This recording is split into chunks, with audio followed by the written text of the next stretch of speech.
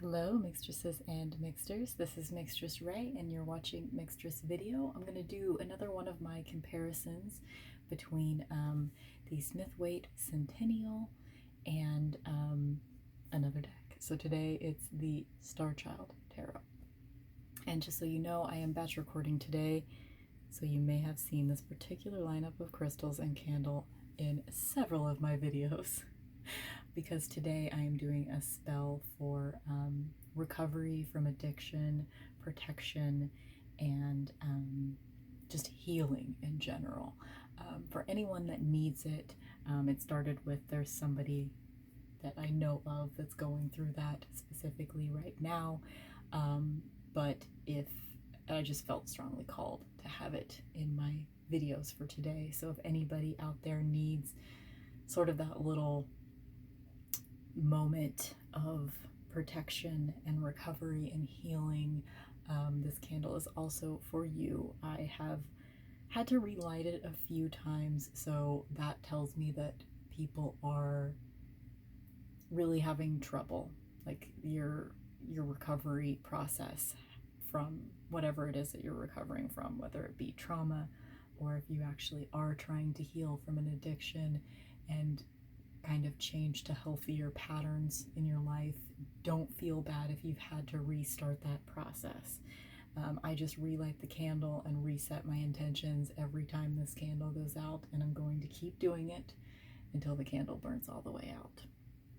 So what we've got in the candle is some rose petals and lavender, and this is lithium quartz. This is hypersthene for grounding. Lithium quartz is kind of for recovering from addictions, and then amethyst is also a great stone for recovering from addictions and also being able to look inward and heal. So I just wanted to explain that, why that is there. So let's get into it. I did not think, it's possible I even said in one of my videos that I was not planning to get the Starchild Tarot. I really wasn't planning to get the Starchild Tarot, but I am so obsessed with Danielle Noel's art that I had to, so I now have the Moonchild Tarot, Starchild Tarot, and the Work Your Light Oracle deck, all which are 3 full decks that have art by Danielle Noel. Okay, let's get into it, children. Star Children. So if you get this is the Akashic edition, the borderless edition that is now available of this deck. Gorgeous, gorgeous.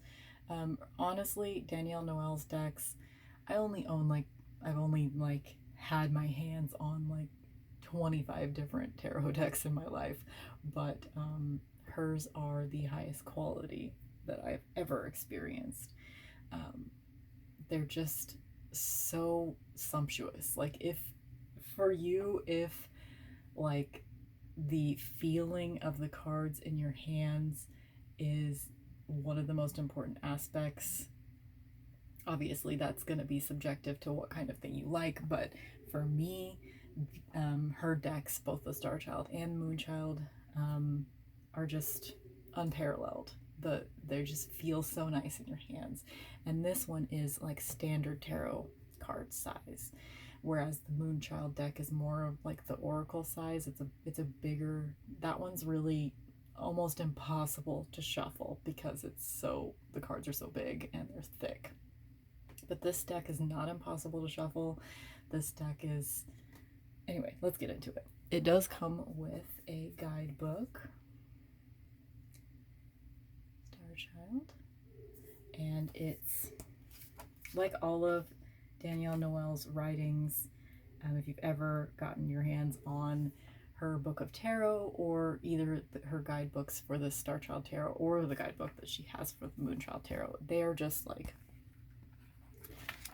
so freaking juicy, these guidebooks. I mean, this book could be just, your only tarot book and it would work. It's got spreads in it. I mean, it's got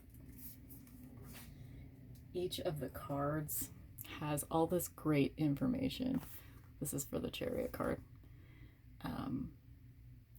So you get chakra, gemstones, astrology, symbols, and guides. The guides are very like angel based for the most part. I would like to see more like goddesses represented in the guides, but it's just really cool that she has that for every major arcana card. It's awesome.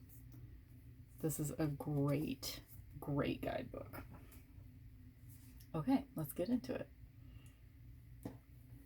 This is going to be the last video that you see these full-size Centennial Smith-Waite cards, because I am, hopefully today, but at least sometime in the next week, I am going to be creating a tarot wall in my house, and I'm using these cards.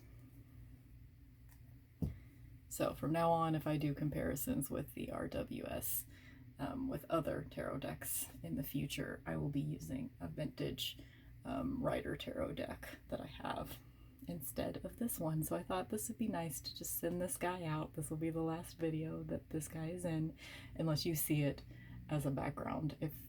Hopefully I'll show you guys the tarot wall. Are you guys interested? I want to do like an altar tour. Let me know. Anyway, sorry. Let's get into this deck. The box, I mean, do you see this? Fucking gorgeous. I mean, every time I open this box, I'm just like, oh, it is time to enter the world of the Starchild. The bottom of the box has this gorgeous scarab with the eye and the triangle. I mean, Danielle Noel knows how to fucking do a deck. I mean, the box, the whole experience is just fucking delicious. Okay. Let's get into it. Kind of weird to compare these two decks, honestly, but this is what I do. So here we go. She has renamed several of the cards in the major arcana. Oh, I need to switch. Around, because strength and justice are in the non-astrological order in this deck. Okay, so here we go. It does have, I mean, I guess I should show you all the features. It does have that like sort of pale matte gilding, which is really kind of the best gilding in my experience, because if it fades a little bit, you don't really notice. Like, it doesn't start looking worn, whereas like with those like mirror finish gilded decks, those like, they get messed up and worn pretty quickly, which is fine. Like, I don't mind a worn looking deck, but just so you know. Okay, so the Fool is called Starchild in this deck. Where am I gonna put my cards? Gonna move it. Okay. Oh, and this is I guess I didn't show you the card back. Oh, I just got pieces of burnt match on this card. Okay. Got these like wings of Ma'at and mirrored imagery. Gorgeous. I didn't think I was gonna buy this deck because some of the images are just real, I don't know, just almost in your face levels of like I want to say girliness, which is not the right word, but you know what I mean. Not that I mean, it's very My Little Pony. Very like unicorns, but that is okay. I am okay with that. And I have really embraced it. I have reached for this deck so much more than I even knew I would. I mean, I knew I would love it, but I really like that she sort of matched the border to each, or the title to each card. So there's like this gorgeous like marbling effect, and it matches the colorization in each card. It's just this deck, I I am in love with all of Danielle Noel's art. I really am.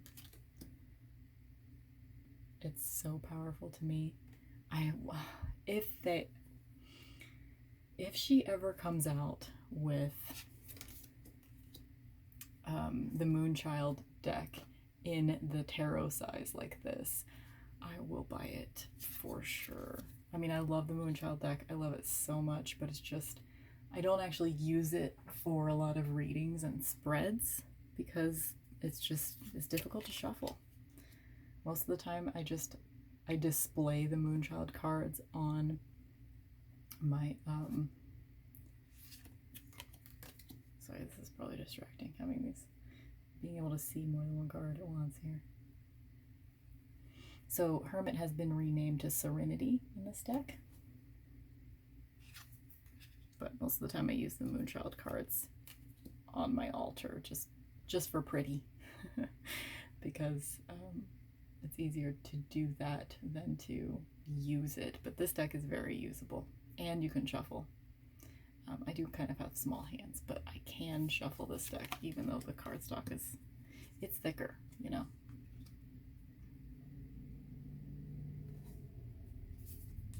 Okay, I'm gonna fix this because when I put it up on the tarot wall, I'm going to be putting it in the order that Pamela Coleman Smith intended. This is another one of the renamed cards, as you can see. And yet another. Not crazy about this one, honestly. But there are several cards in this deck that I'm like, eh. But overall, I do love it. This Temperance card is not quite as powerful to me as the one in the Moonchild deck. But one thing that I really actually do prefer with this deck is the color scheme. Like, I like the sort of muted tones and the warmer tones in the Moonchild deck, but these fucking purples and blacks, she wasn't afraid of using black in the Starchild deck, and I appreciate that. I'm sad that there's not a lot of saturated colors in the Moonchild tarot, and there's no black at all whatsoever, and I am a little sad about that. This star card is everything. Oh my god, love it.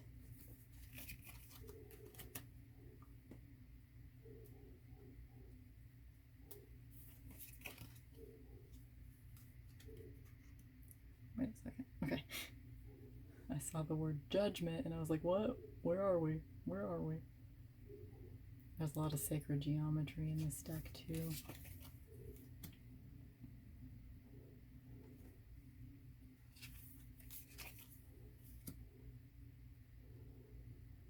Which I don't know much about, but it's pretty. Oh, and there's an extra card in the deck, the Akashic Records card 22. I do leave it in the deck. I leave the extra 3 cards in the Moonchild deck as well. Gorgeous Ace of Wands. There's not much to improve upon this Ace of Wands, but man, that's great.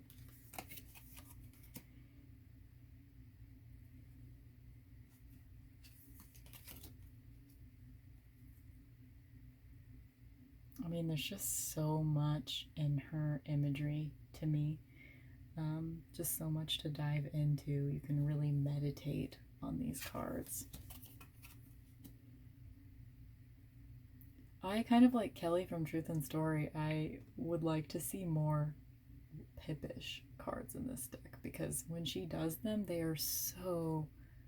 I mean, this is not just a simple Pip card. I mean, there's so much going on here that you don't need people in the cards.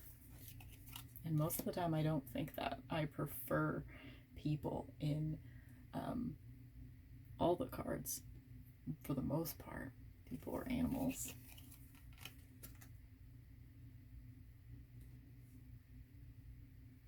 But I mean, how much more powerful would this card be if it didn't have the people in it? I feel like it would be more powerful. I like this one though. It's me and my tiger against the world.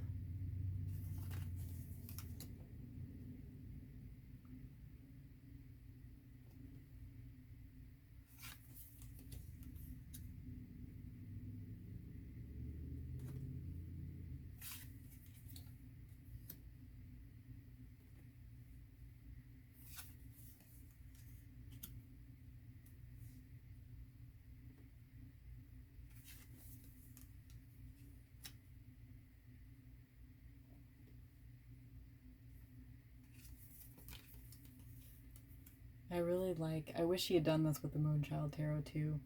All of the queens in this deck have like a familiar.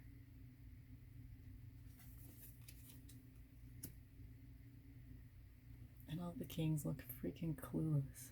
Like, sorry to whoever this guy is, but this image doesn't convey king to me.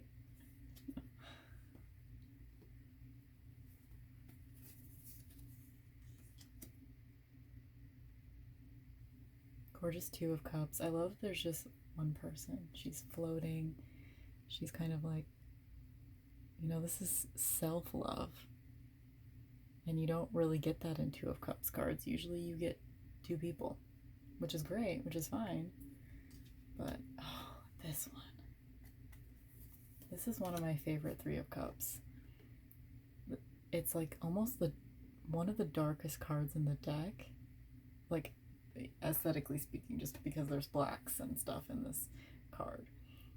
But it just, Three of Cups is one of the most important cards to me. So to see it depicted in this way, I'm so glad there's not a person in this card. I could meditate on that card for hours.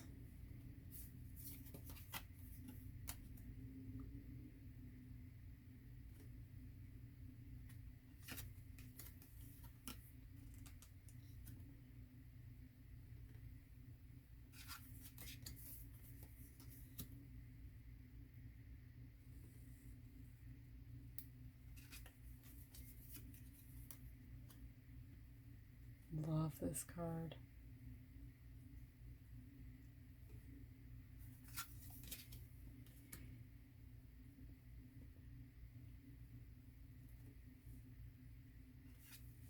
I like that Saturn is here.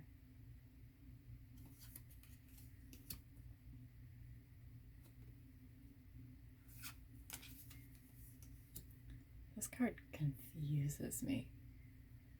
I don't know. This one just doesn't work for me, but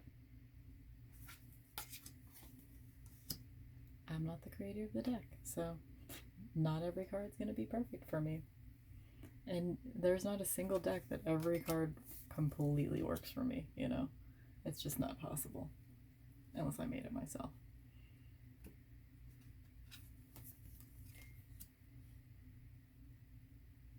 So the Queen of Cups gets a...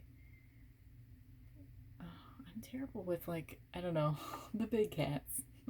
The big cats. Is that a leopard or a cheetah? I think it might be a cheetah. I don't know.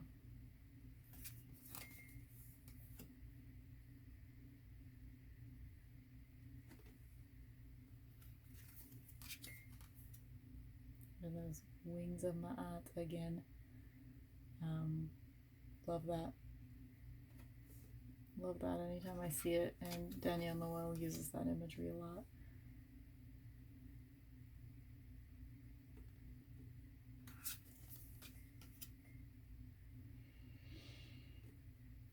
Oh, sorry. Loud sounds and quiet videos. It's always a good time, right? This one is another one that confuses me. It's like, she doesn't look like she's taking a day off and resting. She looks like she's, like, nervous about what's behind her. And that's just not what I like to think of with this. I love the image just in general, but I just don't think it's right for the Four of Swords.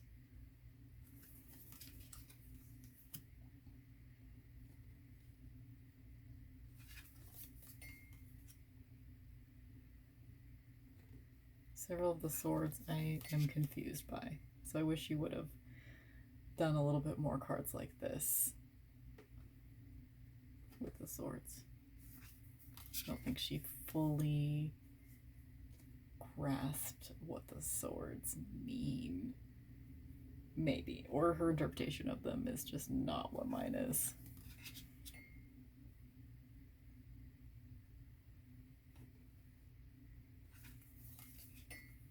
But look at that. Oh, yeah.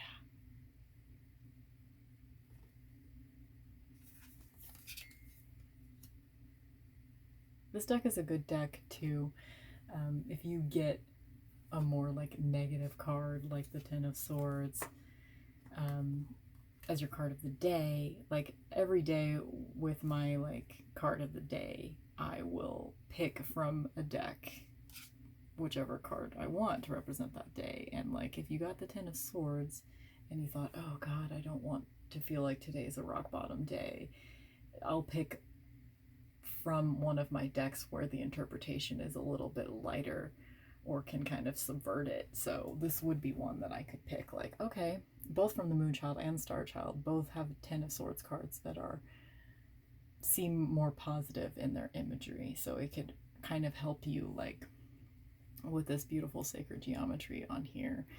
You could kind of like be like, okay, I'm gonna get through it, you know, I'm gonna get through this day, because this is, you know, you can, I don't know, I feel like you can subvert some of the like darkness if you can look at it in a prettier light. So that is one thing that Danielle Noel definitely does. Like all of her like more negative cards don't really read that way. Love this Knight of Swords. I think this is my favorite card in the deck, honestly.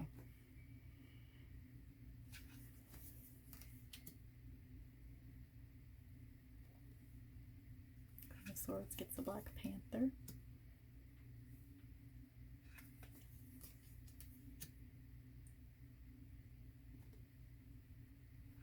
And crystals are pentacles in this deck.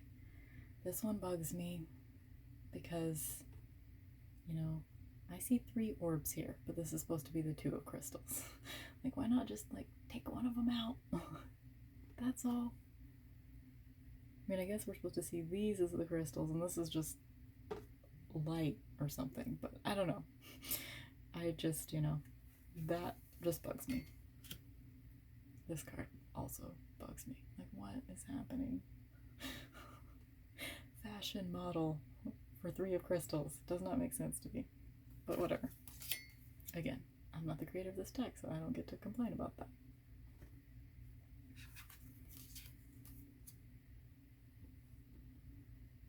This one, if you look closely, got the image of a cat and a wolf in these first 2 crystals, which is cool.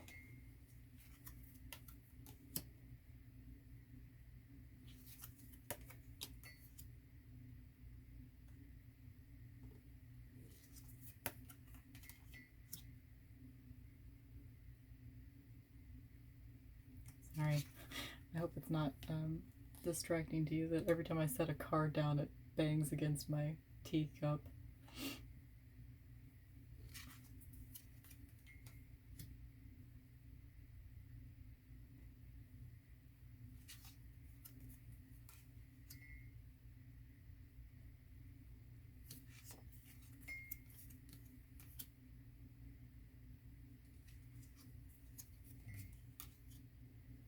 Really like this Queen of Crystals. It's one of the only cards that really has any like yellow or orange in them, but it still looks nice. So there you have it. That is the Starchild Tarot. Let's pull a card. Just go ahead and set these guys aside, and we will pull a card and read from the guidebook. So I'm going to try to shuffle on camera. Yeah, that's not going to happen actually. forgot that was loud. I'll have to fix the levels on that one. Okay, some cards just jumped out. So we will look at all of them. I'll put the deck right here. And the cards that jumped out were all in order, 5, 6, and 7 of Cups. Okay, so let's actually, since they were in order, let's assume that only one of them wanted to jump out and the other two just kind of glommed on. So I am shuffling. So the one we're actually going to be dealing with is the 6 of Cups. So this is all about reconciling with your inner child, relearning to play, looking back. If you didn't have a happy childhood, then sort of reimagine if your childhood had been happy. What would it have included? What were the core parts of your being whenever you were a child that you kind of lost now? Let's also just, in the interest of, you know, getting a feel, this whole thing is about getting a feel and reviewing the Starchild Tarot. So I'm going to read in the book what is listed for the 6 of Cups. So here's